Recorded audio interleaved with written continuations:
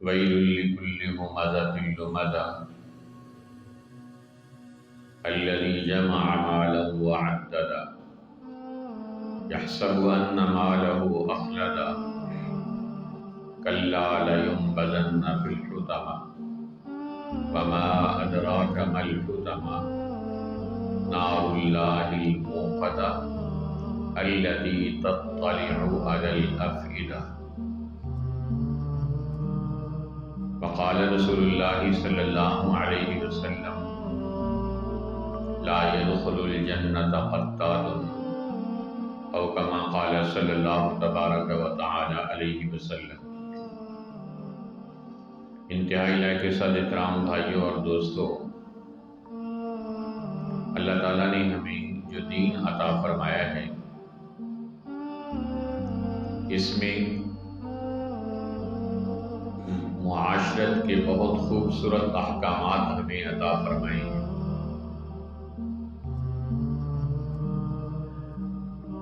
یہ دین محبت ہے اور ہر قیمت پر محبت کے وجود کو برقرار رکھنے کی ہدایات دیتا ہے، اور اس محبت اور تعلق کو ختم کرنے کے لیے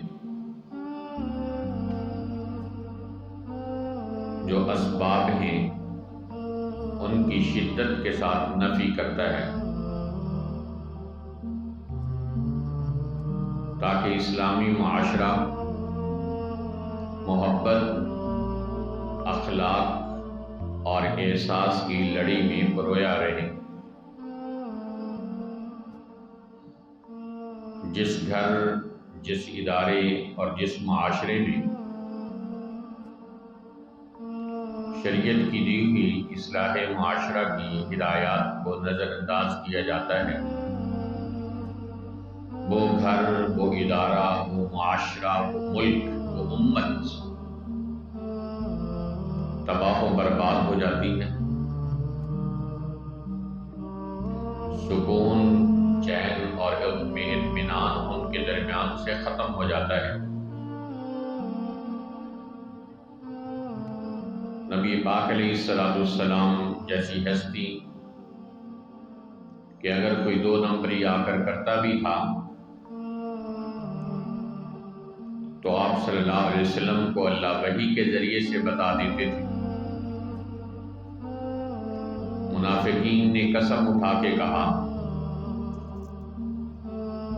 کہ ہم گواہی دیتے ہیں کہ انک لرسول اللہ، کہ بے شک آپ اللہ کے رسول ہیں.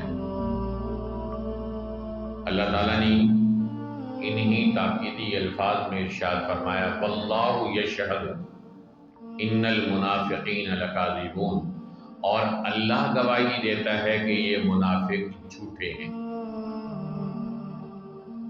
تو رسول پاک علیہ السلام کی ذات وہ تھی کہ اگر کوئی غلط بات آ کر کرتا بھی صحیح تو آپ صلی اللہ علیہ وسلم کو اللہ تعالیٰ وحی کے ذریعے سے بتا دیتے تھے، اور اس طرح آپ کو حقیقت حال معلوم ہو جاتی تھی. ایک مرتبہ ایک صاحب نے آپ صلی اللہ علیہ وسلم کے فتح مکہ کی تیاری کی اطلاع مکہ مکرمہ بھجوا دی، تو اللہ نے وحی کے ذریعے سے آپ صلی اللہ علیہ وسلم کی رہنمائی فرمائی، اور اس میں آپ صلی اللہ علیہ وسلم کو بتایا گیا کہ یہ پیغام مکہ مکرمہ میں فلاں آدمی کے ذریعے بھیجا جا چکا ہے. چنانچہ آپ صلی اللہ علیہ وسلم نے اس عورت کو، اس آدمی کو واپس بلوایا. تو یوں اللہ تعالیٰ قدم بقدم وحی کے ذریعے اپنے حبیب صلی اللہ علیہ وسلم کی رہنمائی کرتا ہے. اس کے باوجود آپ صلی اللہ علیہ وسلم یہ فرماتے ہیں لا یبلغنی احد عن احد شیئا، کوئی مجھے کسی کی طرف سے رپورٹنگ مت کرے، چیزیں مت پہنچائے. فإنی احب ان اخرج الیکم وانا سلیم الصدر، میں چاہتا ہوں کہ میں جب تمہارے پاس آؤں تو میرا سینہ ہر ایک کے بارے میں صاف ہو۔ تو معلوم ہوا کہ جب یوں باتیں سنی جاتی ہیں تو انسان کی ذات اثر لیتی ہے۔ اس لیے شریعت نے پہلی پابندی یہ لگائی کہ بے پرکی اڑانے سے اور بلا تحقیق بات پھیلانے سے، بلکہ سنانے اور سننے سے بھی اپنے آپ کو بچانے والے بن۔ قرآن پاک کا دو ٹوک اصول ہے، اور اس ایک اصول کو اگر آپ اپلائی کریں اپنے اداروں پر، اپنے گھروں پر اور اپنے ملک اور معاشرے پر، تو ہمیں تباہی کے اسباب خود بخود اس ایک آیت کی روشنی میں نظر آ جائیں گے۔ قرآن کریم کہتا ہے ان جاءکم فاسق بنبأ فتبینوا، کہ اگر تمہارے پاس کوئی فاسق شخص کوئی خبر لے کے آئے تو تم اس کی تحقیق کرنے والے بنو۔ ایسا نہ ہو کہ تم کوئی قدم اٹھا لو فتصبحوا علی ما فعلتم نادمین، اور پھر حقیقت حال کھلنے پر تمہیں شرمندگی اور ندامت کا سامنا کرنا پڑے۔ خامن اپنی بیوی کے بارے میں، بیوی اپنے خامن کے بارے میں کوئی خبر سنتی ہے تو فوراً سے پہلے لوگ یقین کر لیتے ہیں، یہاں تک کہ اولاد اپنے ماں باپ کے بارے میں، ماں باپ اپنی اولاد کے بارے میں کسی سے خبر سنتے ہیں تو بغیر تحقیق کیے ہوئے یقین کر لیتے ہیں۔ اسی طرح دنیا کے مظلوم ترین طبقے علماء کرام کے بارے میں، دیندار لوگوں کے بارے میں جو بے پرکی بغیر تحقیق کے بات پھیلتی ہے تو زبانوں پہ چڑھتی ہوئی پھیلتی چلی جاتی ہے، کوئی اس کی تحقیق کی زحمت گوارا نہیں کرتا کہ اس میں حقیقت کتنی ہے اور فسانہ کتنا ہے، اور کوئی حقیقت ہے ہی صحیح یا ساری دال ہی کالی ہے۔ تو شریعت نے بتایا کہ اس وجہ سے کتنے گھر اجڑ گئے۔ بعد میں پتہ چلا، حقیقت ہوئی، تحقیق ہوئی تو پتہ چلا جی بیوی تو پاک دامن تھی، خامن کو کسی نے ایسے ہی ورغلایا، بہکایا اور نقصان کرا دیا، گھر اجڑوا دیا۔ ایک آدمی ادارے میں بہت اچھی پوسٹ پہ کام کر رہا تھا، ادارے اور فیکٹری کو بہت اس سے فائدہ ہو رہا تھا، کان بھرنے والوں نے باس کے کان بھر بھر کے اسے ادارے سے نکلوایا اور ادارہ دھڑام سے نیچے آ گیا۔ بعد میں پتہ چلا کہ وہ فرضی کمپین چلائی گئی تھی اس آدمی کو ادارے سے نکلوانے کے لیے۔ اسی طرح دو دوستوں کو آپس میں لڑانے کے لیے لوگ فرضی چیزیں پھیلا دیتے۔ تحقیق کرنے کا مزاج ہمارا ہے نہیں، سو ایک کان سے سنا اور ادھر زبان سے اسے آگے نکال دیا اور پھیلا دیا۔ پاکستانیوں کے افواہ پھیلانے کا مزاج اور طریقہ واردات بھی الگ ہے۔ کہیں سے کوئی خبر آئی دوسرے کے بارے میں، خصوصاً اس کے کریکٹر کے بارے میں، اس کی عزت کے بارے میں یا کسی بھی اور چیز کے بارے میں، تو تحقیق کی زحمت گوارا نہیں کرتے، بلکہ دوسرے سے پوچھتے ہیں وہ آپ کو پتہ چلا فلاں کے بارے میں ایسی بات ہے، پتہ نہیں سچی ہے یا جھوٹی۔ بندہ خدا، جب تمہیں خود ڈاؤٹ ہے اور تمہیں خود اس خبر کی تحقیق نہیں تو تم کیوں اس غلط خبر کو پھیلانے کے کبیرہ گناہ کا ارتکاب کر رہے ہو؟ مشہور حدیث ہے کفا بالمرء کذبا ان یحدث بکل ما سمع، آدمی کے جھوٹے ہونے کے لیے اتنا کافی ہے کہ وہ سنی سنائی بات آگے پھیلانا شروع کر دیں۔ تو یہ ہمارا معاشرہ آج اس کی وجہ سے تباہی کا شکار ہے، گھر اجڑ رہے ہیں۔ کچہریوں میں جا کر حقیقت حال معلوم کریں، ادارے برباد اور ویران ہو رہے ہیں، پارٹیاں تباہ ہو رہی ہیں، ملک تباہ ہو رہا ہے جھوٹ کی بنیاد پر، بدگمانی کی بنیاد پر، الزام تراشی کی بنیاد پر۔ ون سائیڈڈ کمپین چلائی جاتی ہے، میڈیا کے زور پر ایک آدمی کے خلاف، پھر عدالتیں فیصلہ دیتی ہیں کہ یہ آدمی نہ چور ہے نہ بددیانت ہے، لیکن اس آدمی کا جو معاشرے میں اسٹیٹس ہوتا ہے، عزت ہوتی ہے، وہ تباہ و برباد ہو جاتی ہے۔ اس لیے شریعت نے مسلمانوں کو ایسی خوبصورت تعلیمات دی ہیں کہ اگر وہ ان کی پابندی کریں تو گھر، افراد، معاشرہ، ملک، پارٹیاں، کمپنیاں یہ تباہی سے بچ سکتی ہیں، لیکن آج ان کو فالو کرنے کی ترتیب ہی ہمارے ذہنوں میں نہیں، اور ہم اس آدمی کی طرح ہو چکے ہیں کہ دو نوجوان کھڑے ہوئے تھے، انہوں نے آپس میں منصوبہ بنایا کہ ہم کسی کا مذاق اڑاتے ہیں، تو کوئی آدمی گلی سے گزرا تو انہوں نے شکل سے وہ سیدھا اور سادہ آدمی محسوس ہوا، تو انہوں نے کہا چلو اسی کو ٹارگٹ کرتے ہیں اور اسی کو مذاق کا نشانہ بناتے ہیں۔ چنانچہ اس آدمی کے پاس سے کتا گزرا اور انہوں نے کہا کہ یہ وہ کتا تمہارا کان لے گیا ہے، کتا تمہارا کان لے گیا ہے۔ آدمی نے کتے کے پیچھے دوڑ لگا دی، کتا آگے آگے بھاگ رہا ہے کہ آدمی میرے پیچھے آ رہا ہے، اور آدمی کتے کے پیچھے بھاگ رہا ہے کہ کتا آگے جا رہا ہے۔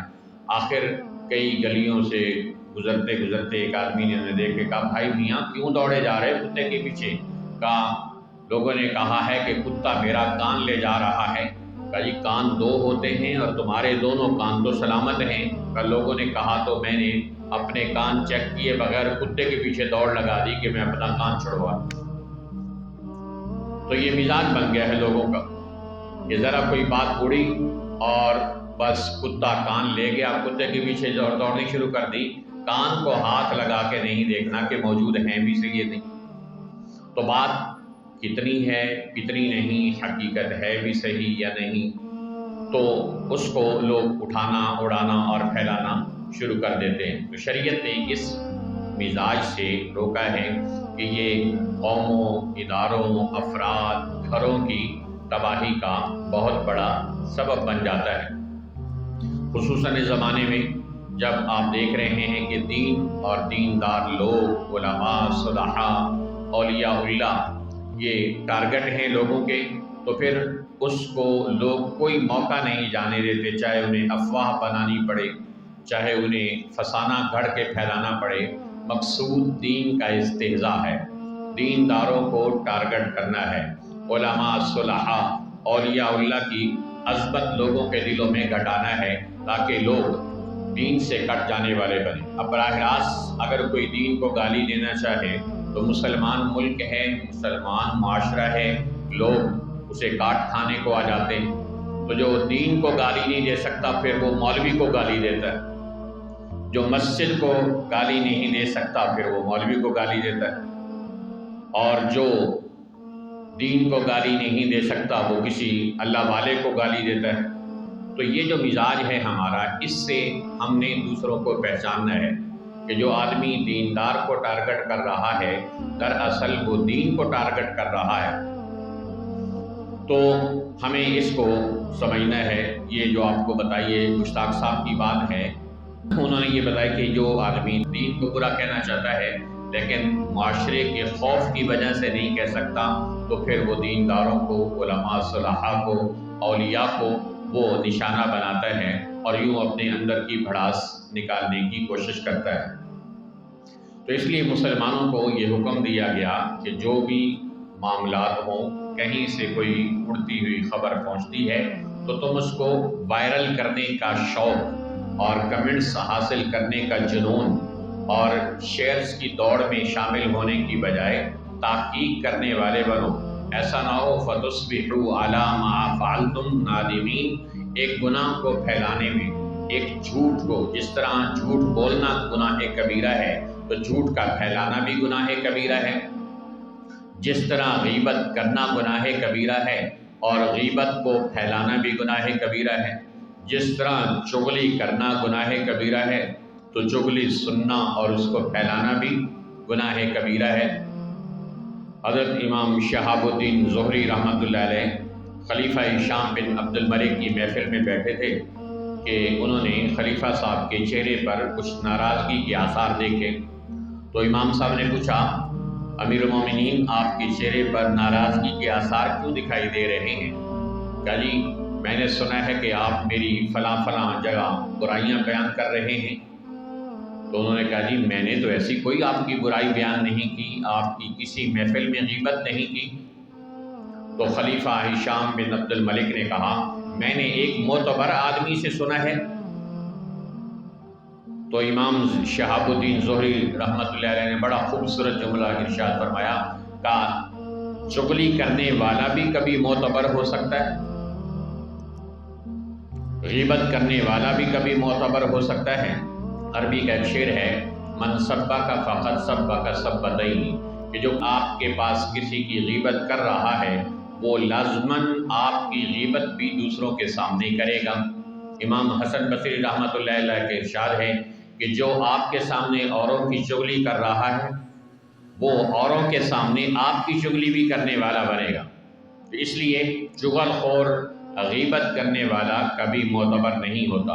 حدیث میں آتا ہے کہ آپ صلی اللہ علیہ وسلم نے آپ سے ارشاد فرمایا، اے صحابہ میں تمہیں لوگوں میں سے بدترین لوگ نہ بتاؤں؟ کہ یہ بتائیے۔ تو آپ نے ارشاد فرمایا بدترین لوگ چغل خور ہیں، جو دو محبت کرنے والے لوگوں کے درمیان نفرت اور بد اعتمادی کو پھیلاتے ہیں۔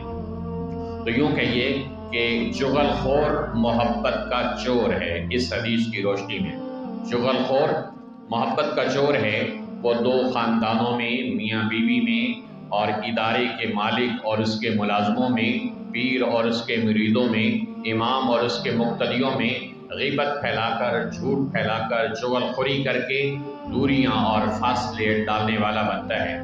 معراج کی رات میں آپ صلی اللہ علیہ وسلم نے دوزخ میں دیکھا کہ کچھ لوگ ہیں جو اپنے چہروں کو اپنے ناخنوں سے چھیل رہے ہیں۔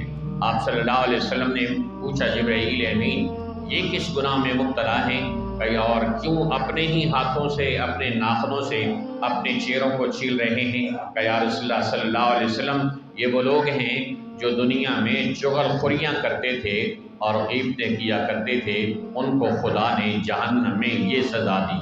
ایک حدیث میں آپ نے ارشاد فرمایا چغل خوری کا انجام بتا دو، جو ہمارے نزدیک آج کوئی ایسی بات بھی نہیں اور ہر آدمی اس میں شرکت کرتا ہے۔ غیبت کی محفل میں شریک ہو جاتے ہیں لوگ، غیبت کرتے ہیں، غیبت سنتے ہیں، غیبت نقل کرتے ہیں، غیبت کی ویڈیوز بناتے ہیں۔ تو آپ صلی اللہ علیہ وسلم نے ارشاد فرمایا کہ الغیبت اشد من الزنا، غیبت تو زنا سے بھی زیادہ سخت ترین چیز ہے۔ تو آپ نے فرمایا لا يدخل الجنت قطات، چغل خوری کرنے والا کبھی جنت میں داخل نہیں ہو سکتا۔ یا رسول اللہ چغل خور کون ہوتا ہے؟ المشاؤون بالنمیمہ، جو لوگوں کے درمیان ایک دوسرے کے عیب کو پھیلانے والا بنتا ہے۔ تو اس لیے یہ جو شریعت نے اصول اور ہدایات دی ہیں، اگر ہم ان کو صحیح طور پر فالو کرنے والے، اپنانے والے بن جائیں تو اللہ تعالیٰ ہمیں اور افراد کو، گھروں کو، ملک کو بہت بڑے بڑے فتنوں سے محفوظ فرما لے۔ اس وقت جمعے کا ٹائم مختصر ہوتا ہے، کتنا بتایا جائے کہ کیسے کیسے ادارے، کیسے کیسی کمپنیاں، کیسے کیسے ملک، کیسے کیسے مسجدیں، مدرسے ان غیبتوں کی وجہ سے تباہ و برباد ہو گئے۔ تو امام بخاری رحمۃ اللہ علیہ نیشا پور تشریف لائے اور نیشا پور کے لوگوں نے ان کا بہت بڑا استقبال کیا۔ اب دنیا جانتی ہے کہ امام بخاری رحمۃ اللہ علیہ حدیث کے بہت بڑے امام تھے۔ جب وہ تشریف لائے تو ہزاروں لوگ ان کے استقبال کے لیے باہر آئے۔ انہوں نے جا کر نیشا پور میں پڑھانا شروع کیا تو ہزاروں لوگ ان سے حدیث کا سبق پڑھنے کے لیے آ گئے۔ تو حاسدین کے دل میں حسد آیا اور انہوں نے کہا کہ امام بخاری کی تو یہاں بلے بلے ہو گئی ہے اور ہم اتنے عرصے سے یہاں موجود ہیں، ہمیں کوئی لفٹ کرانے کے لیے تیار نہیں۔ تو انہوں نے امام بخاری رحمۃ اللہ علیہ کے خلاف ایک دو مسئلے پھیلا دیے۔ حاکم وقت کو وہ مسئلے پہنچے تو انہوں نے امام بخاری رحمۃ اللہ علیہ کو وہاں سے نیشا پور سے نکل جانے کا آرڈر کر دیا۔ امام بخاری رحمۃ اللہ علیہ وہاں سے نکلے تو اپنے وطن بخارا میں آ گئے۔ بخارا میں آئے تو لوگ پھر جوق در جوق ان سے حدیث پڑھنے لگے اور تاریخ کی کتاب پڑھنے لگے۔ تو حاکم وقت نے کو پھر حاسدین نے شکایت لگائی کہ امام بخاری رحمۃ اللہ علیہ کو آپ کہیں کہ وہ آپ کو اور آپ کے صاحبزادوں کو حدیث آ کر گھر میں پڑھایا کریں۔ تو حاکم بخارا نے امام بخاری رحمۃ اللہ علیہ کو یہ پیغام بھیجا کہ آپ مجھے اور میرے بچوں کو میرے گھر آ کر حدیث پڑھایا کریں، تاریخ کبیر کا درس دیا کریں۔ تو امام بخاری رحمۃ اللہ علیہ نے ارشاد فرمایا کہ حدیث آپ نے پڑھنی ہے، آپ کے بیٹوں نے پڑھنی ہے، تو آپ میرے پاس آئیں، میں آپ کے پاس آ کر علم نبوت کی توہین نہیں کرنا چاہتا۔ تو پھر اس نے کہا کہ اچھا آپ میرے شہزادوں کو صرف الگ کلاس میں پڑھا دیا کریں، باقی لوگوں کو الگ پڑھائیں، اور میرے 2 بیٹوں کو آپ الگ کلاس میں پڑھایا کریں۔ تو امام بخاری رحمۃ اللہ علیہ نے فرمایا کہ نہیں، یہ تو اللہ کے حبیب صلی اللہ علیہ وسلم کی حدیث کی توہین ہے، میں کیسے حدیث رسول کے سننے سے لوگوں کو محروم کر سکتا ہوں۔ امام بخاری فرمایا کہ اگر آپ کو میرا یہاں رہنا گوارا نہیں تو آپ مجھے نکل جانے کا کہہ دیں، میں یہاں سے چلا جاؤں گا اور اللہ سے کہوں گا کہ اللہ میں تو بخارا میں علم دین، علم حدیث کی خدمت کرنے گیا تھا، حاکم بخارا نے مجھے وہاں سے نکالا ہے، تو میں اللہ کو قیامت کے عذر پیش کروں گا۔ اس بدبخت نے پھر بھی ان کو نکالا۔ تو امام بخاری رحمۃ اللہ علیہ نے اس شہر سے نکلتے وقت بد دعا کی اور کہا اے اللہ، جس طرح حدیث کی خدمت کرنے والے کو اس حاکم نے ذلیل کر کے یہاں سے شہر سے نکالا ہے، اے اللہ تو اس بادشاہ کو، اس حاکم کو اور اس کی اولاد کو اور اس کے وزراء اور معاونین کو بھی اے اللہ ایسی ہی ذلت زندگی کے اندر دکھا دے۔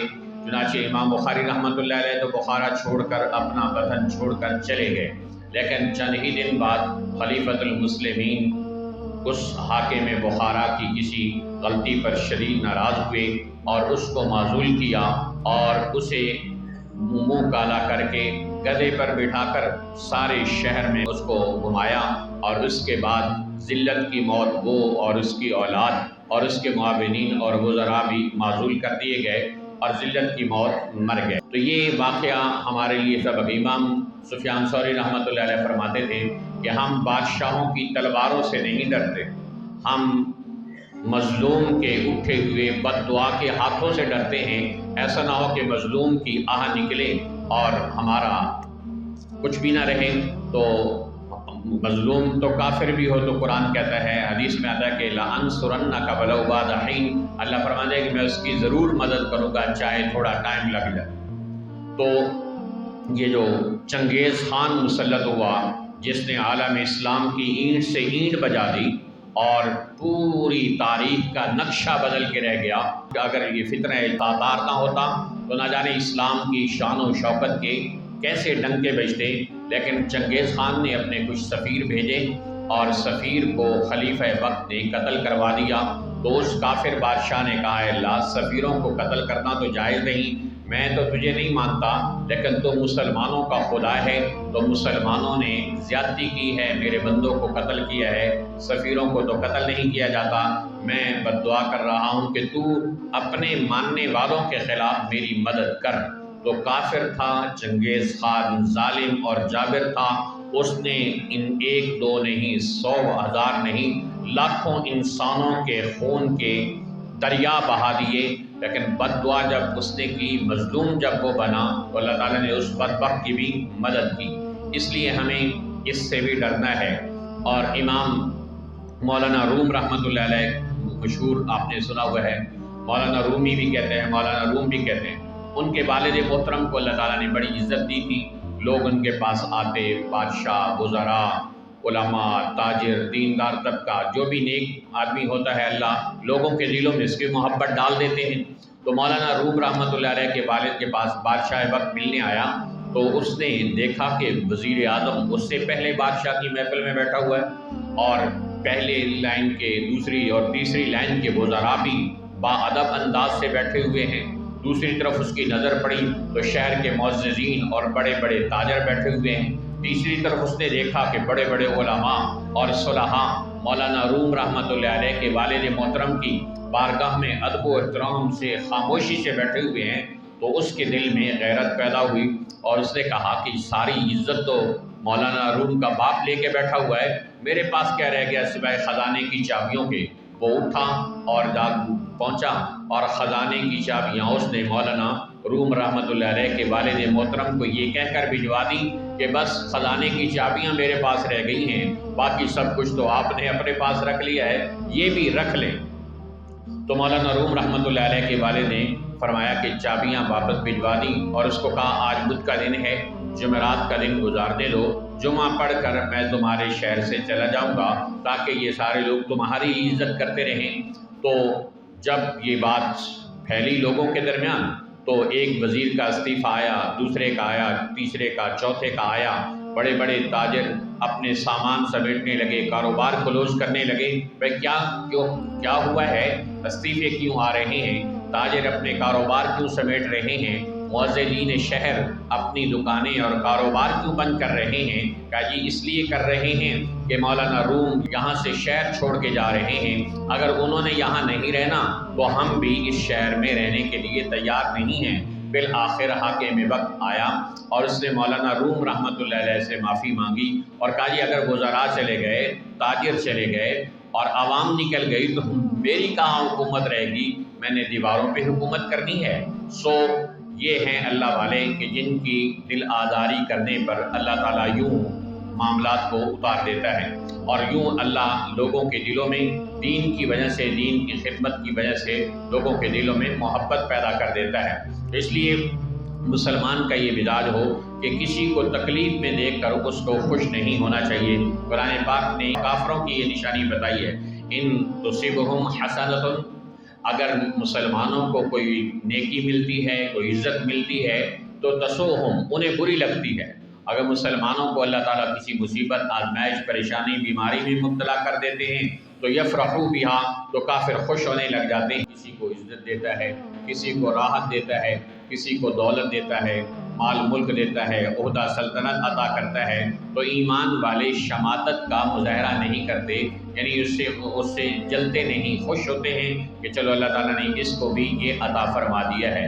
حدیث میں آتا ہے لا تظہر الشماتۃ لأخیک فیرحمہ اللہ ویبتلیک، تم کسی مسلمان کے مبتلا تکلیف ہو جانے پر خوشی ظاہر نہ کرو، ہو سکتا ہے اللہ اس پر رحم کر کے اس کی وہ تکلیف، اس کی ذلت، اس کی آزمائش ختم کر دے اور تمہیں اس تکلیف اور آزمائش میں مبتلا کر دے۔ حضرت سری سکتی رحمۃ اللہ علیہ مشہور بزرگ ہیں اور بازار میں تاجر تھے، تجارت تھی، اللہ والے تھے، تجارت کا کام بھی کرتے تھے۔ ایک مرتبہ بازار میں آگ لگی تو سارا بازار جل گیا۔ کسی نے کہا جی بازار کی ساری دکانیں جل گئی ہیں، آپ کی ایک دکان بچ گئی ہے، تو انہوں نے بے ساختہ کہا الحمدللہ۔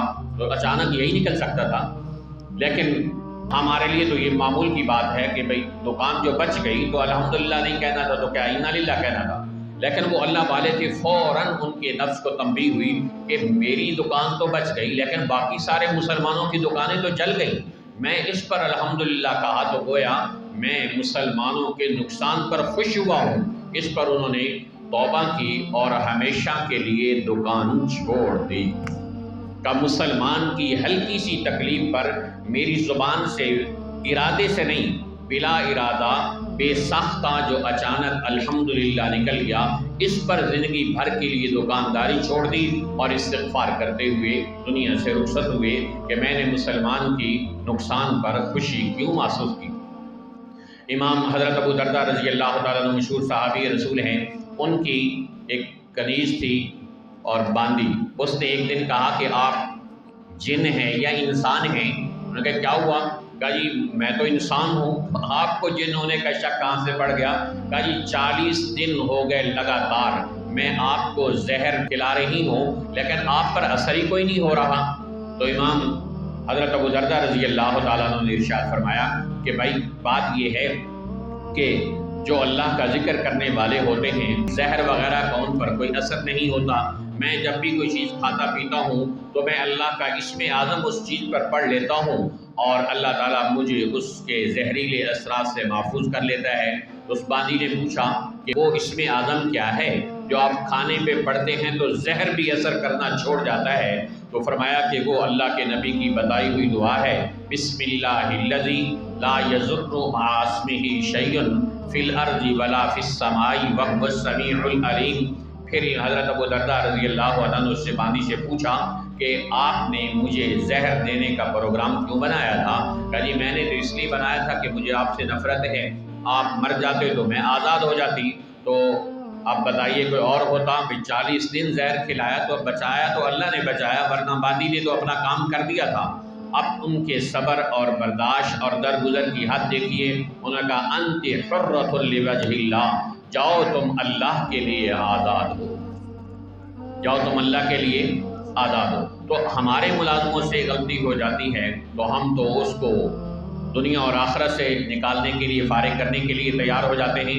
اس لیے اللہ ہم سب کو عافیت والی، راحت والی زندگی عطا فرمائے. آخری بات، امام زین العابدین رحمۃ اللہ علیہ کی ملازمہ ان کے پاس کھانا لے کے آئی، مہمان بیٹھے ہوئے تھے، اچانک اس کے ہاتھ سے برتن گرا اور سالن حضرت کے صاف و شفاف کپڑوں پہ پھیل گیا.